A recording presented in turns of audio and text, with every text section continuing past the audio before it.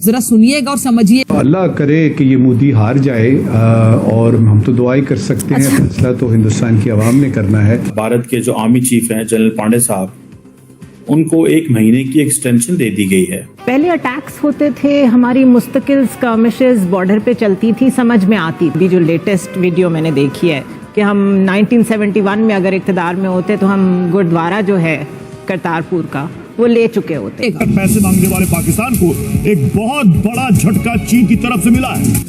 मैं फिराडी आदमी हूं ही नहीं। डे 1 पे मैंने कहा सीपेक फजूल मंसूबा, नॉनसेंस मंसूबा, बेकार मंसूबा।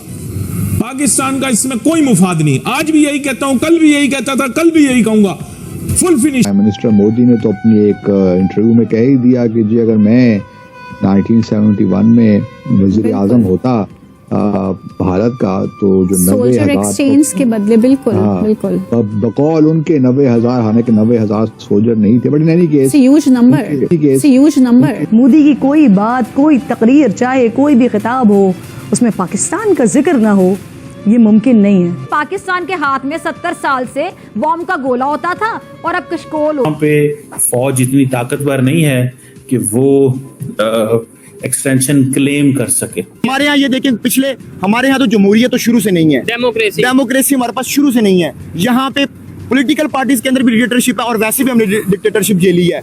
आपके नाम के साथ अगर भुट्टो लगता है तो आप सिंध आपका है, और अगर आपके नाम के साथ मियाँ लगता है तो आप पंजाब के अंदर हुकूमत कर सकते हैं। पाकिस्तान में जो एलीट है, पढ़ी लिखी क्लास जिसको आप कहते हैं, जिसमें आपके साफी हैं, लिखारी हैं, ऑथर्स हैं, वो किस कदर डीजेनरेटेड किस्म के लोग हैं मेंटली।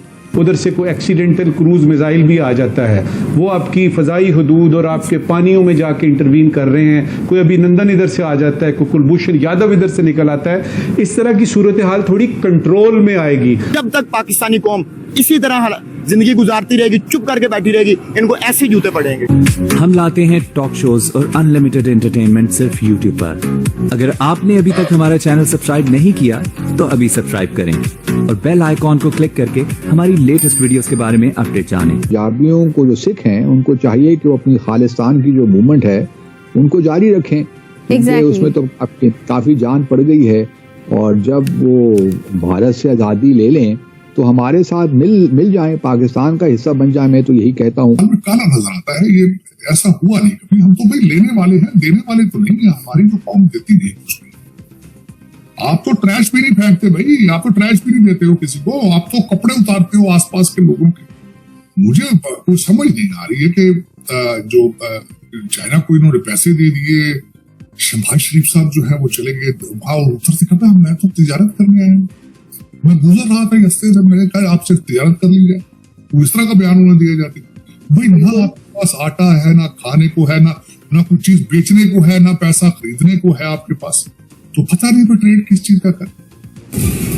इन एंकरों को जिनको आप नाम नेहाद तजिया ख्वार, मेरा मतलब तजियाकार समझते हैं, कल तक जो एंकर इनके लिए विलन थे आज वो हीरो बन गए, जो हीरो थे वो विलन बन गए। भारत की तारीख का most effective prime minister Narendra Modi है। जहां इंटरमिशन के बाद हीरो सारे विलन बन जाते हैं, विलन सारे हीरो बन जाते हैं। ये क्या हो रहा है, मुझे समझाओ। हैं एजाज, मुझे बताओ कोई ऐसी फिल्म तुमने देखी हो जिसमें इंटरमिशन से पहले अमरीश पुरी साहब जो है वो विलन हो और ब्रेक के बाद वो हीरो बन जाए? हैं गलत बोल हैं क्यों भाई चिंटू, गलत बोल रहा हूं? प्रेम चोपड़ा हैं इंटरमिशन से पहले वो हीरो हो, इंटरमिशन के बाद विलन बन जाए? नहीं। इस दफा हाथ साफ किए हैं हिंदुस्तानी वजीर आजम नरेंद्र मोदी ने, और उन्होंने ना सिर्फ नवाज शरीफ साहब को एक्सपोज किया है बल्कि बुरी तरह से रुसवा करके रख दिया है। किस्सा कुछ इस तरह से है जो कि आपको याद करना पड़ेगा कि जब नवाज शरीफ पाकिस्तान के प्राइम मिनिस्टर थे तो एक दिन नरेंद्र मोदी गालिबन अफगानिस्तान या सेंट्रल एशिया से वापस हिंदुस्तान जा रहे थे कि अचानक उन्होंने फैसला किया और अपना जहाज लाहौर एयरपोर्ट पर उतार दिया। पूरे मुल्क में खुलबली मच गई कि हिंदुस्तानी वजीर आजम बगैर किसी प्रायर इंफॉर्मेशन के, बगैर किसी आप ये कह लें कि फॉर्मल दौरे के इन्विटेशन के या अरेंजमेंट्स के अचानक लाहौर कैसे आ पहुंचे अली मोदी साहब के साथ। मोदी साहब भी इनकी वालदा माजिदा के लिए साड़ी के तोहफे लाए थे, इन्होंने वापस आम के तोहफे दिए। इस तरीके से पपियां जफियां डाल रहे थे जैसे मोदी साहब और नवाज शरीफ साहब बचपन में किसी कुमकुम के मेले में गुम हो गए थे और अब अचानक से दोनों भाई मिले थे। बहरहाल मोदी साहब तो यहां से होकर चले गए, लेकिन उसके बाद नवाज शरीफ साहब ने पूरे मुल्क को सर पर उठा लिया। उन्होंने कहा मैं हूं असल में स्टेट्समैन, देखिए हिंदुस्तानी वजीर आजम मुझे ऐसे मिलने आता है जैसे 9वीं क्लास का आपका क्लास फेलो, जब आप 9वीं जमात में हो तो साइकिल पे इधर उधर गुजरते हुए अचानक आपके घर खड़ा हो जाता है और आपकी अम्मा को कहता है कि आंटी कुछ पका हुआ है, मैंने भी खाना है। तो उसी तरह का नवाज शरीफ साहब ने इमेज दिया कि जनाब मेरी इतनी फ्रैंकनेस है हिंदुस्तानी प्राइम मिनिस्टर से, वो कभी भी आ जाता है।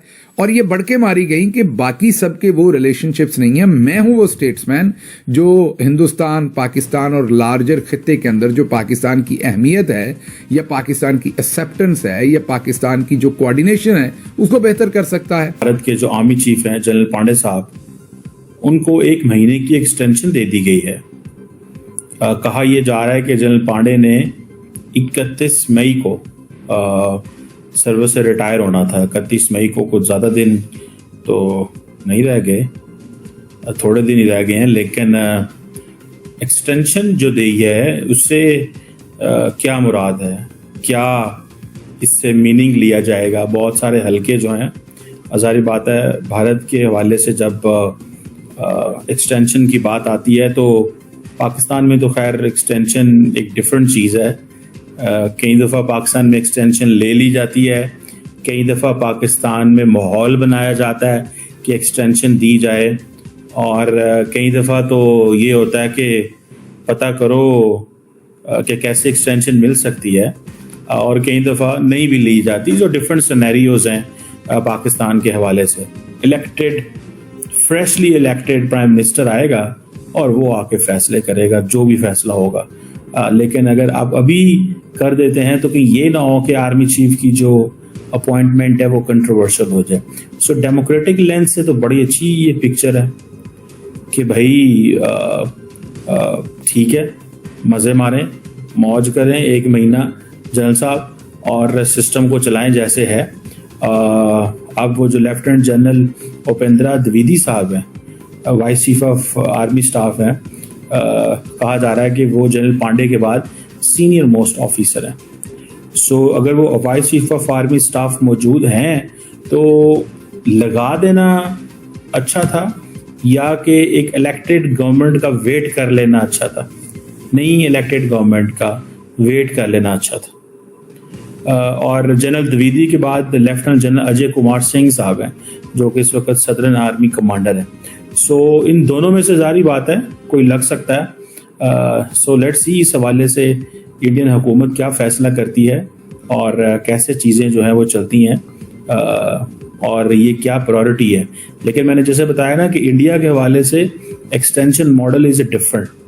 वहाँ पे फौज इतनी ताकतवर नहीं है कि वो एक्सटेंशन क्लेम कर सके, या आर्मी चीफ इतना ताकतवर नहीं है कि एक्सटेंशन क्लेम कर सके। माजी में पाकिस्तान में ऐसी मिसालें ज़रूर मिलती हैं जब इस तरह की सिचुएशन हुई कि ये जो एक्सटेंशन 1 महीने की दी गई है ये लार्जली सिर्फ और सिर्फ वो गैप है कि जिसमें एक नई हुकूमत 1 जून को रिजल्ट आ जाएगा। इस दौरान नरेंद्र मोदी के पास अगर वो जीते हैं फ्रेश मैंडेट आ जाएगा, एंड देन फिर मौजे मारें। तो आपको ये वीडियो कैसा लगा कमेंट बॉक्स में जरूर लिखिए। इस वीडियो को लाइक कीजिए, शेयर कीजिए, सब्सक्राइब करना ना भूलिए आपके चैनल EFCZ को। तो मिलते हैं अगली वीडियो में। जय हिंद।